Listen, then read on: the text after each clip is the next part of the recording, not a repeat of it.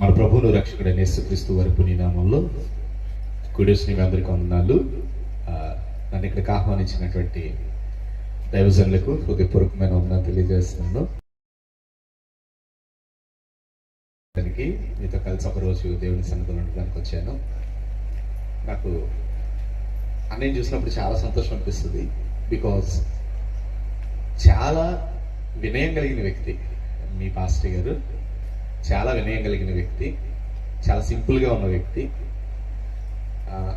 నిజానికి ఈ quality Prasad pastor గారి దగ్గర నుంచి వచ్చింది అనుకుంటున్నాను నేను. ఇలాంటి వ్యక్తుల్ని తయారు చేసి వాళ్ళకి సంఘాలు అప్పగించి వారు దేవుని పనిలో ఒక మంచి స్థాయిలో వాడబడాలని కోరుకోవడం సామాన్యమైన విషయం కాదు. నేను చాలా సంతోషపడుతూ ఉన్నాను. ఐ థింక్ ఇది 2వ సంవత్సరం అనుకుంటానే, 4th year వస్తుంది. 3 సంవత్సరాలు పూర్తి చేసుకుని 4వ ఏడాదిలోనికి దేవుడు మీ సంఘాన్ని ప్రవేశపెడుతున్నందుకు నేను చాలా సంతోషపడుతూ ఉన్నాను. నాకెందుకో ఈ సమయంలో ఒక మాట చెప్పాలని ఆశపడుతున్నాను. నేను పిల్లవాని వల్లే ఉన్నప్పుడు పిల్లవాని వల్లే మాట్లాడాను, పిల్లవాని వల్లే తలంచాను, పిల్లవాని వల్లే యోచించాను. ఇప్పుడు పెద్దవాడనై పిల్లవాని చేష్టలు మానివేశాను అంటూ 1 కొరింథీ పత్రికలో 13వ అధ్యాయంలో అపోస్తలుడైన పౌలు కొరింథీ సంఘానికి రాస్తూ ఈ మాట చెప్తారు.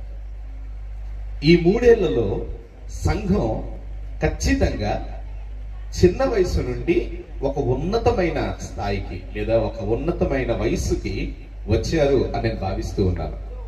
చిన్న వయసులో ఉన్నప్పుడు చిన్నవాళ్ళ మాట్లాడారు, చిన్నవాళ్ళ తలంచారు, చిన్నవాళ్ళ యోచించారు. ఇప్పుడు మీరు అందరూ పెద్దవాళ్ళు అయిపోయారు. మీరు పిల్లల చేష్టలు లేదా పిల్లల నడవడిక మానివేసి పెద్దవారు ప్రవర్తించినట్టు ప్రవర్తించాలని మీ విషయంలో ఆశపడతా ఉన్నాను.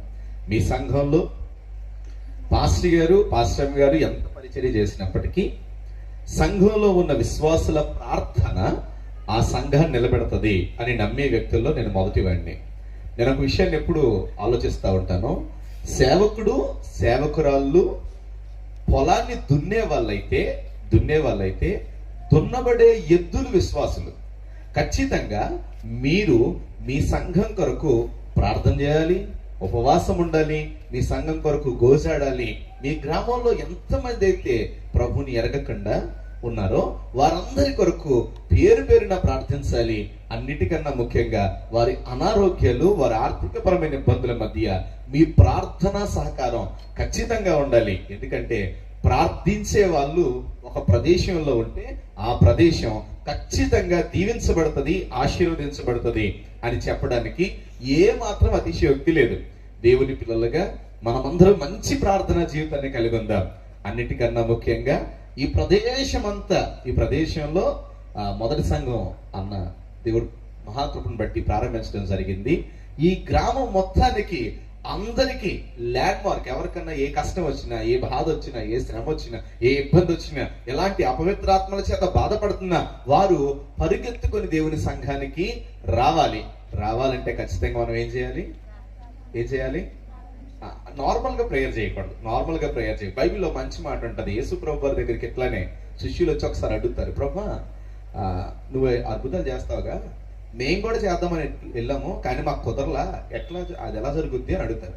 అప్పుడు యేసు ప్రభు వారికి మంచి మాట అంటారు, ఇట్టిది ఉపవాస ప్రార్థన వలన తప్ప మరి దేని వలన సాధ్యము కాదు. ఖచ్చితంగా ఈ ఏడాదంతా వచ్చే సంవత్సరం మళ్ళీ ఇదే ప్రదేశంలో ఇక్కడే మీటింగ్ జరుగుద్ది 3 రోజులు.